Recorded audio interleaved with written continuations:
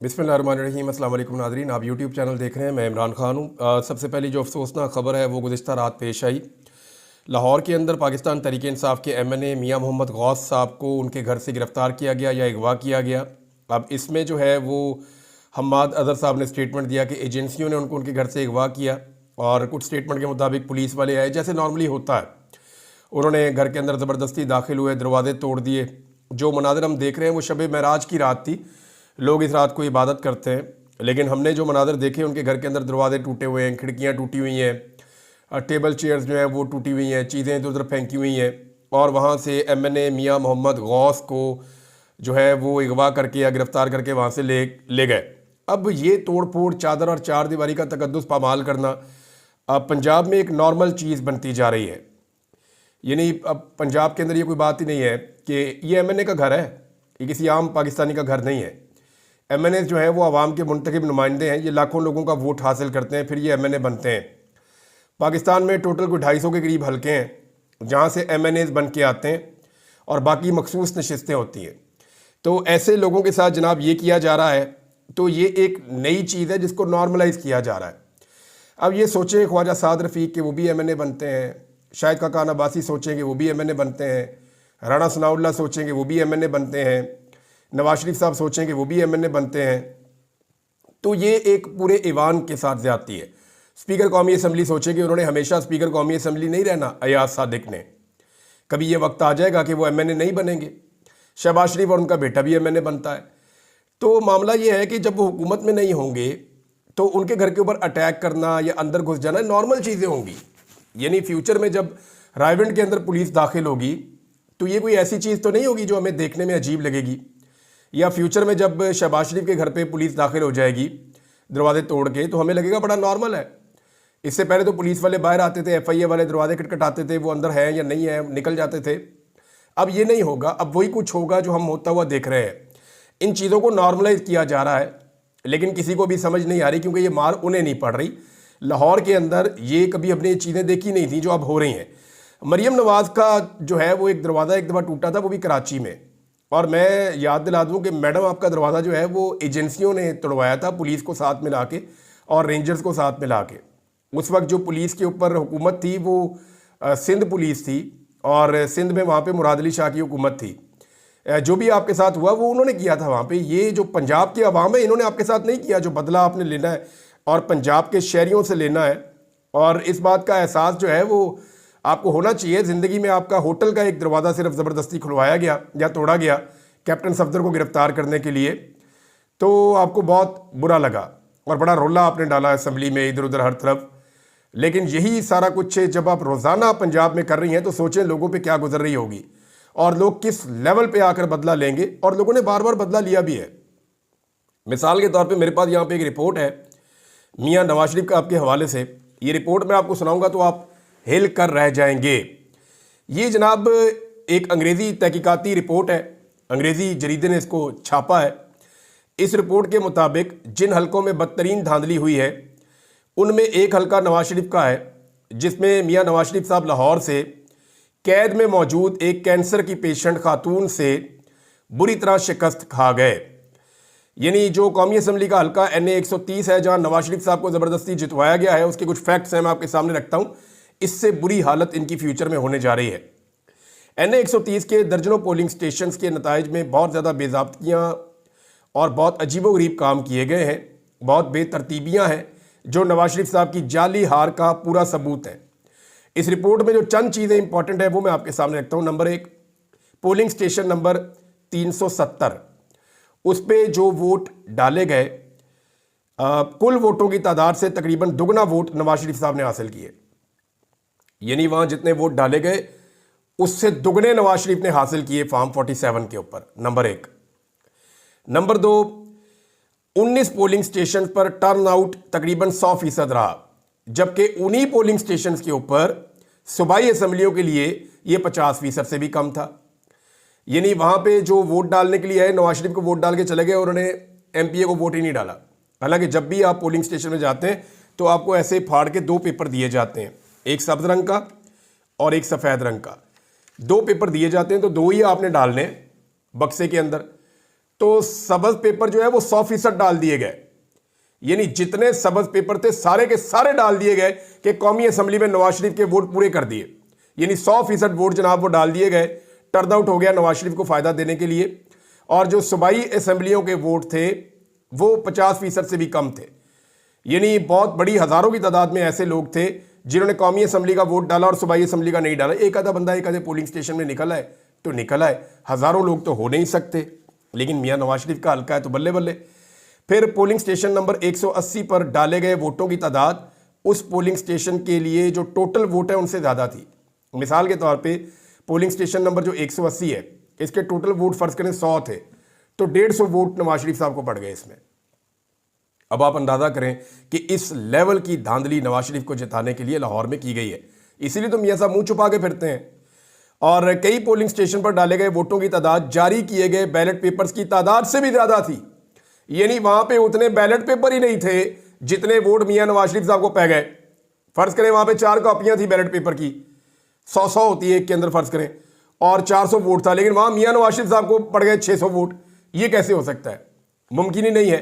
तो ये भी जनाब इसके अंदर तहकीकाती रिपोर्ट के अंदर इंकशाफ हुआ। फिर एक और इंकशाफ है कि 376 पोलिंग स्टेशन में से नवाज शरीफ 200 से ज्यादा पोलिंग स्टेशन पर हार गए, लेकिन 65 पोलिंग स्टेशन ऐसे जो हैं वो मुंतखब किए गए कि वहां पे गैर मामूली टर्नआउट करवाया गया और वहां से नवाज शरीफ साहब को 75,000 वोटों से बर्तरी के साथ कामयाबी दिलाई गई। तो इसके लिए तो सिर्फ इतना ही है कि मियां साहब को जो है वो अब शर्मिंदा तो वो है, उनको शर्म आ रही है कि उन्होंने कैंसर की पेशेंट खातून को जेल के अंदर बंद करके ज़बरदस्ती उनसे इलेक्शन जीतने की कोशिश की और फिर भी वो इलेक्शन हार गए, और इतनी बुरी तरह हारे कि अब उनकी की हुई धांधली जो है वो ये सामने नज़र आ रही है और आलमी सतह के ऊपर उनकी धांधली एक्सपोज हो रही है, सिर्फ पाकिस्तान में एक्सपोज नहीं हो रही। साथ ही साथ नाजरीन इन्होंने एक और काम किया, इमरान खान साहब ने हेल्थ कार्ड वो लेकर आए थे। ज़रा इमरान खान साहब के हेल्थ कार्ड की आप फ़ोटो देखें, इसमें सब्ज़ और लाल रंग था, जिसके ऊपर बहुत तनकीद हुई थी कि पाकिस्तान तहरीक इंसाफ के झंडे का रंग क्यों रखा गया, क्योंकि ये तो आवाम का पैसा है हेल्थ कार्ड का, चाहे ये इमरान खान का आइडिया है और इमरान खान साहब उससे हर पाकिस्तानी को 10 लाख रुपए का मुफ्त इलाज दे रहे थे। यानी कोई भी पाकिस्तानी उसके पास आईडी कार्ड अपना होना चाहिए, या अगर उसका बच्चा है तो उसके बाप के पास आईडी कार्ड होना चाहिए, वो ले जाए, ले जाके उसका इलाज करवाए, किसी भी प्राइवेट अस्पताल से करवा ले, 10 लाख रुपया जो है वो गवर्नमेंट ऑफ पाकिस्तान दे देगी। तो मैक्सिमम पाकिस्तानी इससे मुस्तफीद हो रहे थे।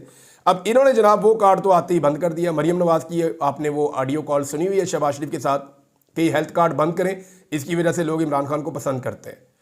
तो अब वो हेल्थ कार्ड तो बंद कर दिया, तो इन्होंने एक नया कार्ड जारी कर दिया है जो कि है वज़ीर आला ट्रांसप्लांट प्रोग्राम। अच्छा, पहले तो इस कार्ड के अंदर कुछ है या नहीं वो तो बाद में बात करेंगे जब इसकी तफसीलात सामने आएंगी और हम देखेंगे लोगों का इलाज हो रहा है या नहीं हो रहा। लेकिन आप एक चीज़ नोट करें कि इसके ऊपर जो है वो वज़ीर आला पंजाब ने अपना मुंह चिपका दिया कि मेरी फ़ोटो ला दो खिंच के देते बस।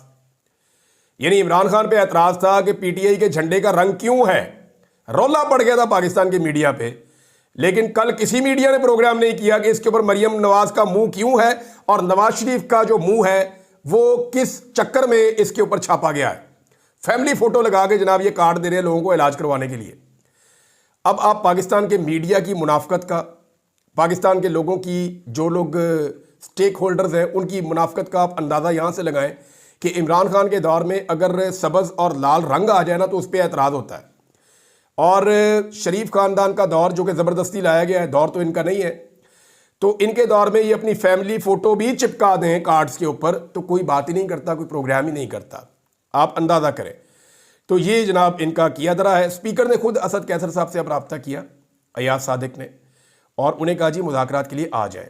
यानी अब ये हालात यहाँ पे पहुँच गए हैं कि पहले पाकिस्तान तहरीक इंसाफ को ताने दिए जाते थे मुज़ाकरात के ऊपर कि जनाब वो मिन्नतें कर रहे हैं, तरले कर रहे हैं, ये कह रहे हैं, वो कह रहे हैं, और अब स्पीकर कौमी असम्बली ने उमर अयूब असद कैसर से रब्ता किया दोनों से, और मुज़ाकराती कमेटियों के इजलास में शिरकत की उन्होंने दावत दी। उन्होंने कहा जी कि आप आ जाएं, दोबारा आपको दावत दे रहे हैं कि आप मुज़ाकरात के अंदर शामिल हो जाएं। और ये 28 जनवरी को 11:15 बजे पार्लियामेंट हाउस के कमेटी रूम नंबर 5 में इन्होंने इजलास तलब कर रखा है मुज़ाकरात के लिए, जबकि पाकिस्तान तहरीक इंसाफ ने चिट्टा इनकार कर दिया। अब वज़ीर आज़म का स्टेटमेंट भी ले लें इसके ऊपर आप। अब वज़ीर आज़म शहबाज शरीफ अर्दली वज़ीर आज़म इनको इमरान खान साहब कहते हैं। साथ में ये फॉर्म 47 के ऊपर आकर बने हुए हैं। 17 सीटों के साथ वज़ीर आज़म पाकिस्तान कौन बनता है? लेकिन जब एस्टेब्लिशमेंट का हाथ सर पे और हाथ में बुरश हो तो फिर आप बन जाते हैं। तो जनाब शहबाज शरीफ साहब ने कहा कि मुज़ाकरात से गुरेज गैर जमहूरी रवैया है, जिससे कशीदगी का माहौल पैदा होता है और कौमी यकजहती की फ़िज़ा को भी नुकसान पहुँचता है। धांधली से नहीं होता, बूट पॉलिश से नहीं होता, लोगों के घरों में चादर और चारदीवारी का तगद्दुस पामाल करने से नहीं होता, करोड़ों लोगों से उनका इंतखाबी निशान छीन लेने से नहीं होता, लोगों को सीधी गोलियां मारने से नहीं होता, जो जुल्म बर्बरियत और जबर आपने पाकिस्तान में किया है उससे नहीं होता, क्या करप्शन से नहीं होता? यानी जो भी होना है वो दूसरी तरफ से ही होना है। आप लोग दूध के धुले हुए हैं, हमेशा के साफ सुथरे। तो अब जनाब ये सारे लोग जो हैं कोशिश कर रहे हैं कि पाकिस्तान तहरीक इंसाफ मुज़ाकरात करे, लेकिन तहरीक इंसाफ ने क्लियरली कहा कि अगर आप कमीशन बना देते तो हम मुज़ाकरात कर लेते। अब देखें ना मामला फंस कहाँ गया। हुकूमत को फेस सेविंग चाहिए। पाकिस्तान तहरीक इंसाफ को जितना टाइम चाहिए था उन्होंने ले लिया है। तहरीक इंसाफ को पता है कि अब ये वो वाली मार धाड़ हमारे साथ शायद नहीं कर सकते जो पहले ये कर रहे थे। अब तहरीक इंसाफ ने अपने मुतालबात सामने रखे हुए हैं और वो ये कह रहे हैं जी मुतालबात पूरे करो, उनके ऊपर अमल दरामद करो। वो वहाँ पे आगे फंस गए हैं। हुकूमत वहाँ पे आगे फंस गई है कि हुकूमत कह रही है जी हमें फेस सेविंग चाहिए, हमारे साथ मुज़ाकरात करें, आगे बढ़े। अब तहरीक इंसाफ के लोग ये कहते हैं कि कितने मुज़ाकरात करें, अगले 5 साल आपके साथ मुज़ाकरात ही करते रहें ताकि आप जो है वो अपनी सीटों के ऊपर बैठे रहें, एंजॉय करते रहें और आपके साथ 5 साल हम मुज़ाकरात ही करते रहें। भाई मुतालबात आपके सामने रखे हैं, आपको मानने हैं या नहीं मानने उसके ऊपर आप जवाब दें। अब उम्मीद है कि 28 तारीख को हुकूमत अगर पीटीआई नहीं आती तब भी हुकूमत अपना जवाब तो देगी कि वो कमीशन बनाती है या नहीं बनाती या किस तरह का कमीशन बनाती है। उधर पाकिस्तान तहरीक इंसाफ ने बैनुल अक़वामी दबाव बढ़ाने के लिए बाकायदा इमरान खान साहब ने एक कमेटी बना दी है। अच्छा, इस कमेटी के हवाले से मैं तफसीलात आपके सामने रखता हूँ। पाकिस्तान तहरीक इंसाफ के बानी चेयरमैन इमरान खान साहब जो साबिक वज़ीर आज़म भी हैं, उनकी हदायत पर बैनुल अक़वामी राब्ता-कारी के लिए कमेटी तश्कील दी गई है। पार्टी की जानिब से इसमें एक एलामिया जारी किया गया है। अगर इस एलामिया को आप देखें तो इसमें पाकिस्तान तहरीक इंसाफ के जो सेक्रेटरी इत्तलात हैं रऊफ़ हसन, उनकी सदारत में कमेटी तश्कील दी गई और ये बहुत अच्छा किया गया है। देखें, एक तो और कमेटी बनाई थी, अब यहाँ पे जो बैनुल अक़वामी राब्ता-कारी के लिए कमेटी बनाई गई है। रऊफ़ हसन साहब जो है वो इंटरनेशनल लैंग्वेज कैसे आपने किसी के साथ रब्ता करना है, ईमेलिंग कैसे करनी है, वो उन सारे नॉर्म्स को, उन सारी चीज़ों को बहुत अच्छे तरीके से जानते हैं और उन्हें यहाँ पे इनपुट भी मिलती रहती है। तो रऊफ़ हसन साहब इस काम के लिए इमरान खान साहब ने उनको मुंतखब किया, उनको इसकी सदारत दी गई है। और इसके साथ ही दीगर ममालिक के साथ सफारती ताल्लुकात में बेहतरी पैदा करने और खित्ते में बदलती सूरत के मुताबिक खारजा पॉलिसी में पाकिस्तान की तरजीहात को फ़रोग़ देने से मुताल्लिक ये सिफारशात मुरतब करेगी और ये आलमी तंजीमों से और मुख्तलिफ़ जगहों से राब्ते करने के लिए भी एक काम किया गया है और ये आलमी सतह पर राब्तों के लिए कमेटी बनाई गई है। और इस कमेटी के अंदर सलमान अकरम राजा साहब हैं, वलीद इकबाल साहब हैं, सज्जाद बरकी साहब हैं जो अमेरिका में हैं, खदीजा शाह हैं और अली असगर खान साहब इसके अंदर शामिल हैं। कुछ लोग एतराज़ कर रहे थे जी कुछ और लोग भी शामिल होने चाहिए, लेकिन इमरान खान साहब ने सोच समझ के ये कमेटी बनाई होगी या उनको जो मालूमात पहुँचाई गई होंगी उसके मुताबिक उन्होंने ये कमेटी बनाई है। बहरहाल अब ये कमेटी बन गई है और पाकिस्तान तहरीक इंसाफ का मकसद यही है कि अगर पाकिस्तान के अंदर इंसाफ नहीं मिलता तो आलमी सतह के ऊपर इन मामलात को जितना ज़्यादा हो सके ले जाया जाए। पाकिस्तान तहरीक इंसाफ के हवाले से 2 चीज़ें और हैं नाज़रीन और ये इंपॉर्टेंट है। नंबर 1, पाकिस्तान तहरीक इंसाफ ने 8 फरवरी को फाइनल कर दिया है कि स्वाबी के अंदर बड़े एहतजाज का वो ऐलान कर दिया उन्होंने कि स्वाबी में एहतजाज करने जा रहे हैं। आपको याद होगा कि जब दोबारा शुरू किया था पाकिस्तान तहरीक इंसाफ ने एहतजाजी सिलसिला तो अगस्त में स्वाबी से ये शुरू हुए थे और 3 महीने के अंदर मोमेंटम इतना बढ़ गया था कि ये लाखों लोगों का काफिला लेकर इस्लामाबाद की तरफ गामदन थे और हुकूमत को गोलियां चलानी पड़ गई थी। तो अब दोबारा से पाकिस्तान तहरीक इंसाफ ने स्वाबी से ही काम का आगाज़ किया है और लेकिन इस मरतबा एक चीज़ है और वो मैं आपके सामने रख देता हूँ कि क्या यानी 2-3 चीज़ें आपको देखनी पड़ेंगी ना 8 फरवरी को। एक, आपको देखना पड़ेगा कि क्या लोग पहले की तरह निकलते हैं या पहले से ज़्यादा निकलते हैं या पहले से कम रिस्पॉन्स आता है। एक तो इस चीज़ का तयन हो जाएगा 8 फरवरी को, क्योंकि 1 साल मुकम्मल हो गया, लोगों के सेंटीमेंट्स भी हैं कि उनका मैंडेट छीना गया है। लेकिन खैबर पख्तूनख्वा में तो नहीं छीना गया ना, लेकिन एहतजाज खैबर पख्तूनख्वा में हो रहा है। ये एहतजाज पूरे पाकिस्तान में हर जगह पे हर हल्के में होना चाहिए जहाँ जहाँ पे लोगों का मैंडेट चोरी किया गया और ये होगा भी। आलमी सतह के ऊपर भी इमरान खान साहब ने अनाउंस किया हुआ है। अब बड़े सवालात ये हैं कि बड़ा प्रोग्राम स्वाबी का है, चंद चीज़ें क्लियर हो जाएंगी कि क्या पहले की तरह मोमेंटम बन पाएगा। नंबर 2, क्या सूबाई हुकूमत और जो तंजीमी स्ट्रक्चर है जिसको इमरान खान साहब ने अब अलग अलग कर दिया, जुनैद अकबर साहब को इस तरफ कर दिया, अली अमीन गंडापुर साहब को उस तरफ कर दिया। क्या ये दोनों अच्छी कोऑर्डिनेशन के साथ काम कर पाएंगे? नॉर्मली हमने देखा है कि जहाँ पे थोड़ी बहुत सियासी मुखालफत हो वहाँ लोग एक दूसरे की टांग खींचते हैं, तो ये भी एक बड़ा इम्तिहान है, यहाँ पता चल जाएगा। अगर ये अच्छे तरीके से चल पाएंगे तो इसमें पाकिस्तान तहरीक इंसाफ को फ़ायदा होगा, नहीं चल पाएंगे तो तहरीक इंसाफ के लिए एक धचका लगेगा। लेकिन जो अभी तक बयानात सामने आ रहे हैं उनसे ऐसा लगता है कि दोनों अच्छी कोऑर्डिनेशन के साथ चलेंगे और मुमकिन है कि ये पहले से बड़ा पावर शो करने में कामयाब हो जाए स्वाबी में। अब इसका आने वाले दिनों में पता चलेगा। पाकिस्तान तहरीक इंसाफ ने एक मरतबा फिर मौलाना फजल रहमान साहब को अंगेज करने की पॉलिसी इख्तियार कर ली है। पिछली मरतबा मौलाना फजल रहमान साहब को तहरीक इंसाफ ने बड़ा पंप किया था, लेकिन उसके बावजूद मौलाना फजल रहमान साहब हिम्मत हार गए थे। उन्हें लगा कि ये आईनी तरमीम हो जाएगी, लिहाजा उन्होंने कुछ चीज़ें हासिल करके उन्होंने आईनी तरमीम के अंदर वोट डाल दिया हुकूमत के हक़ में। और उसके बाद से अब तक वो शिकवा करते हैं कि हुकूमत ने जो कुछ भी वादे किए थे वो धोखा निकला। हुकूमत ने हमें जो कुछ भी कहा था उसका उलट उन्होंने कर दिया और आईनी तरमीम के बाद कानून साजियों में उन्होंने बहुत सारी ऐसी चीज़ें कर दी हैं जिनको अब किसी भी अदालत में चैलेंज नहीं किया जा सकता, क्योंकि जब आप चैलेंज करेंगे तो वो आईनी बेंच में चली जाएगी। आईनी बेंच जो है वो हुकूमत का है, तो हुकूमत अपने मुताबिक चीज़ों को मैनेज कर लेगी। अब मौलाना फजल रहमान साहब को नए इंतखाबात के हवाले से और एहतजाजी सियासत के लिए दोबारा से ऑन बोर्ड लिया जा रहा है। मैं एक चीज़ आपको बड़ी क्लियरली बता देता हूँ कि जिस दिन पाकिस्तान में एस्टेब्लिशमेंट हकीकी तौर पे न्यूट्रल हो गई, मौजूदा दौर की बात कर रहा हूँ, अगर वाकई एस्टेब्लिशमेंट न्यूट्रल हो गई और उन्होंने हुकूमत को उनके हाल पे छोड़ दिया, तो उसका जो पहला साइन होगा वो ये होगा कि एक बड़ा अपोजिशन का इत्तेहाद बन जाएगा। इसमें सिंध की, बलूचिस्तान की, खैबर पख्तूनख्वा की पॉलिटिकल पार्टीज़, इवन पंजाब की पॉलिटिकल पार्टीज़ और पाकिस्तान तहरीक इंसाफ सर फहरिस्त होगी। ये सारी जमातें इकट्ठी हो जाएंगी और इस हुकूमत के खिलाफ मैदान में निकल आएंगी।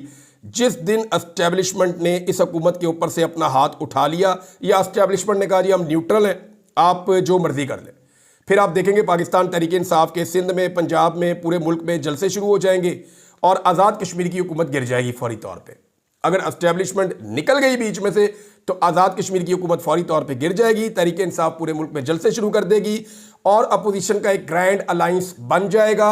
अभी तक तो ये एस्टेब्लिशमेंट कहती है कि हमारा सियासत में कोई किरदार नहीं है, लेकिन लिटमस टेस्ट मैं आपको बता रहा हूँ, यकीन हमें उस दिन आएगा जब अपोजिशन का एक इत्तेहाद बन जाएगा। जिस दिन पाकिस्तान तहरीक इंसाफ लाहौर में जलसा करने के और कराची में जलसा करने के काबिल हो जाएगी और पंजाब और सिंध के अंदर ओपनली, देखिए पुलिस नहीं मना करती, किसी सियासी हुकूमत की ये जरूरत ही नहीं होती कि वो किसी दूसरी पॉलिटिकल पार्टी का जलसा रोके, क्योंकि उन्हें ये पता होता है कि कल को इनकी हुकूमत आनी है। सियासत में सबकी बारी आ ही जाती है, उन्हें पता है कल को इनकी हुकूमत आनी है, हम अपोजिशन में होंगे तो हम जलसा कैसे करेंगे। तो सियासी लोग कभी भी नहीं रोकते और पुलिस को किसी कुत्ते ने काटा कि वो जाएगी और जाके पॉलिटिकल कारकुनों के साथ झगड़ा करेगी या उनको रोकेगी। वो तो सिर्फ सिक्योरिटी में चंद बंदे भेजते हैं और कहते हैं जी अपना जलसा आप करें, पॉलिटिकल एक्टिविटी है, जमहूरी मुल्क है, आप अपना काम करें। ये एस्टेब्लिशमेंट ही रोकती है, ताकत के बलबूते पे पूरे सिस्टम को इस्तेमाल करती है। लिहाजा जिस दिन पाकिस्तान तहरीक इंसाफ ने पंजाब में और सिंध में और बाकी जगहों पे जलसे शुरू कर दिए और पुलिस उनको रोकने की बजाय सिर्फ सिक्योरिटी पे खड़ी हुई, तो फिर आप ये समझ जाएं कि अब एस्टेब्लिशमेंट न्यूट्रल हो गई है और फौरी तौर पे आपको साइंस नज़र आ जाएंगे। गिलगित बल्तिस्तान में भी और जो आज़ाद कश्मीर है वहाँ पे तो हुकूमत ही गिर जाएगी और एक बड़ा अपोजिशन का अलायंस भी आपको बनता हुआ दिख जाएगा। इमरान खान साहब की जेल में कान भरने की कोशिश की गई है, ये मुझे बहुत सारे लोगों ने बात बताई है और वो ये कह रहे हैं, क्लेम ये कर रहे हैं कि इमरान खान साहब के कानों में कुछ जो मुराद सईद की टीम के लोग हैं उनको, कुछ जो नौजवान असम्बलियों के अंदर पहुँचे हैं जिनमें मीना खान है, शाहिद खटक है, सुहेल अफरीदी है, इन लोगों के नाम इमरान खान साहब को बताया गया। ख़ास तौर पे खालिद खुर्शीद के खिलाफ एक प्रोपेगेंडा करने की कोशिश की गई तो इमरान खान साहब ने साफ इनकार कर दिया। उन्होंने ये बात सुनने से इनकार कर दिया। उन्होंने कहा नहीं, ये ज़्यादती है, ये वफादार लोग हैं और ये अपने नज़रिए के साथ खड़े हैं, ये नज़रियाती कारकुन हैं, तो आप इनके बारे में ऐसे बात ना करें। तो इमरान खान साहब ने रोका। बहरहाल इस किस्म की चीज़ें पॉलिटिकल पार्टीज़ के अंदर होती रहती हैं। कराची से एक बड़ी नन्ही मुन्नी सी ख्वाहिश आई थी और किसी ताजर ने कहा था, ये रिपोर्ट हुआ और बड़ा रोला इसके ऊपर डाला गया कि ताजर ने कह दिया जी एहसन इकबाल को कि मरियम को इधर भेज दें और उसको उधर ले जाएं, मुराद अली शाह को। तो जनाब अब ताजर का बयान आया, उसने कहा जी मैंने तो मजाक किया था। उन्होंने कौन से कोई काम करने के झंडे गाड़े हुए, उन्होंने भी बेड़े गर्क किया हुआ। उन्होंने कहा साड़ी आनियाँ जानियाँ देखो तो कम टकेदा नहीं। तो ताजर का स्टेटमेंट आ गया। पहले इन्होंने बेचारों ने जल्दी में मिठाई खा ली, रोला रोला डाल दिया कि जी बड़ा काम पड़ गया है और उसकी जो है पब्लिसिटी करवा ली अपने सोशल मीडिया के ज़रिए से। बाद में ताजर का स्टेटमेंट आया, पता नहीं अब उसका स्टेटमेंट जो है बेचारे का वो उसका सॉफ्टवेयर अपडेट करके लिया गया है या धमका के लिया गया है, क्योंकि मुराद अली शाह के खिलाफ स्टेटमेंट था तो हो सकता है कि वहाँ पर कोई रिएक्शन भी आया हो। लेकिन मरियम नवाज़ ने ऐसा काम कोई नहीं किया सिवाय लोगों के घरों के ऊपर अटैक करने के, लोगों की चादर और चार दीवारी का तकद्दुस पामाल कर देंगे। जाली वज़ीर आला है, जो भी करती रहे काम, आप उसका क्रेडिट दे ही नहीं सकते क्योंकि जाली है। 17,000 स्कूल जो है उनको प्राइवेटाइज कर दिया पकड़ के, वो सरकारी नहीं है। अब BHUs जो है उनको प्राइवेटाइज कर रहे हैं, वहाँ से जो है वो सरकारी डॉक्टर फारिग कर दिए हैं। और नलायकी इतनी है कि जो अहदाफ है वो भी पूरे नहीं हो पा रहे। सूबा जो है वो खसारे के अंदर चल रहा है। ये रिपोर्टें मैं पहले आपके साथ शेयर कर चुका हूँ। सुप्रीम कोर्ट ऑफ पाकिस्तान में 26वीं ID तरमीम के तहत 8 नए जजेस लाए जा रहे हैं। वो जजेस आएंगे, फिर उन्हीं जजेस पर मुश्तमिल बेंच ये फैसला करेगा कि 26वीं आईनी तरमीम दुरुस्त है या गलत है। आप अंदाज़ा करें नाज़रीन, फ़र्ज़ करिए 26वीं आईनी तरमीम बच जाती है, क्योंकि इमरान खान साहब का ये कहना है कि इस तरमीम को इसलिए लाया गया कि आर्मी चीफ को एक्सटेंशन दी जानी थी, उनकी मुद्दत मुलाजमत को बढ़ाया जाना था। लेकिन चलें ये तरमीम बच भी जाती है तो क्या इमरान खान को इक़्तिदार में आने से रोक पाएगा ये निज़ाम? ये पाकिस्तान ऐसे तो नहीं चलेगा ना। इलेक्शन तो फिर भी इस मुल्क के अंदर होंगे, जब भी होंगे इलेक्शन तो होंगे, और सड़कों का ऑप्शन पाकिस्तान तहरीक इंसाफ के पास हमेशा मौजूद रहेगा।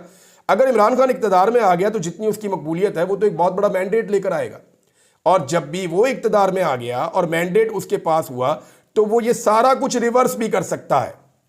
ये जो कुछ भी हमने मादी में भी पहले ऐसे होता हुआ देखा है। परवेज़ मुशर्रफ के दौर में बड़ी ऐसी चीज़ें की गई थी जिनके ऊपर ऐसा लगता था कि पूरा माहौल घुटन का शिकार हो गया, लेकिन हमने पूरा माहौल खुलते हुए देखा, वो सारी चीज़ें रिवर्स हो गई थी। तो ये चीज़ें भी आने वाले वक्त में रिवर्स हो सकती है, क्योंकि जो आईनी तरमीम माओं को, बहनों को, बेटियों को, बहुओं को, इवन अरकान असम्बली को अगवा करके ब्रूट मेजॉरिटी के साथ जो आईनी तरमीम की जाए उसे ख़त्म करना आइन को पाक करने के बराबर है, और आइन को पाक तो करना पड़ेगा। अब तक के लिए इतने, अपना ख्याल रखिएगा, अपने चैनल का भी। अल्लाह हाफ़िज़।